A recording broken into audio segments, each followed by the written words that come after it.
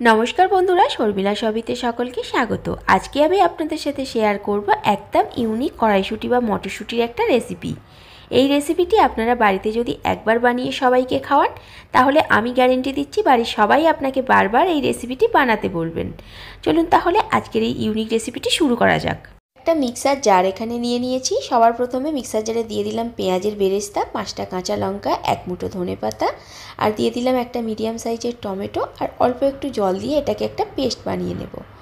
তারপরে পেস্ট যখন বানানো হয়ে যাবে ফ্রাইং প্যানের মধ্যে সাদা তেল গরম করে তাতে দিয়ে দেব হাফ চামচ গোটা জিরে, 1 টুকরো দারচিনি আর একটা বড় এলাচ। সমস্ত ফোড়নটা যখন একটু ভাজা ভাজা হয়ে যাবে তারপরেই এখানে আমি দিয়ে দেব 1 চামচ আদা রসুন বাটা। আপনারা চাইলে এখানে গ্রেট করা আদা রসুনও দিতে পারেন। এরপর হাফ চামচ লঙ্কা গুঁড়ো, হাফ চামচ হলুদ গুঁড়ো দিয়ে ভালো করে একটু সমস্তটা কষিয়ে নেব। তারপরেই এখানে দিয়ে দেব কুচিয়ে রাখা মেথি শাক। মেথি শাকটা দিয়ে ভালো করে মশলার সাথে আমি মিশিয়ে নেব। মেথি শাকটা যখন দেখবেন একটু ভাজা ভাজা হয়ে গেছে তখনই আমি দিয়ে দেব ছাড়িয়ে রাখা মটরশুঁটি বা কড়াইশুঁটি। এবার সমস্তটা আমি মিনিট 2 ধরে একটু ভালো করে ভেজে নেব।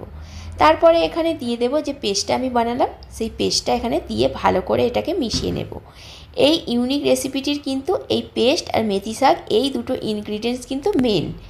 এবার ভালো করে কিন্তু সমস্তটা যতক্ষণ না মিশছে খুব ভালো করে মিশিয়ে নেব ততক্ষণ ধরে। তারপরেই এখানে দিয়ে দিলাম হাফ চামচ ধনে গুঁড়ো আর পরিমাণ মতো নুন আর ধনে গুঁড়ো দেওয়ার পর ভালো করে মশলাটাকে আবারও আমি মিশিয়ে নিচ্ছি। এরপর যখন সমস্ত কিছু মেশানো হয়ে যাবে তারপর ফেটিয়ে রাখা টক দই দিয়ে দিচ্ছি 2 চামচ।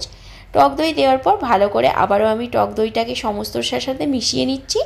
সমস্তটা যখন মেশানো হয়ে যাবে, যখন দেখবেন একটু তেল ছেড়ে ছেড়ে দিচ্ছে তখন একটু জল আমি দিয়ে দেব।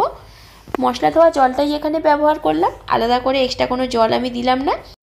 জল দেওয়ার পর সমস্ত কিছুকে ভালো করে আগে মিশিয়ে নিচ্ছি। এরপর এখানে দিয়ে দেব হাফ চামচ মধু দিয়ে দেওয়ার পর ভালো করে সমস্ত কিছু আগে মিশিয়ে নিচ্ছি।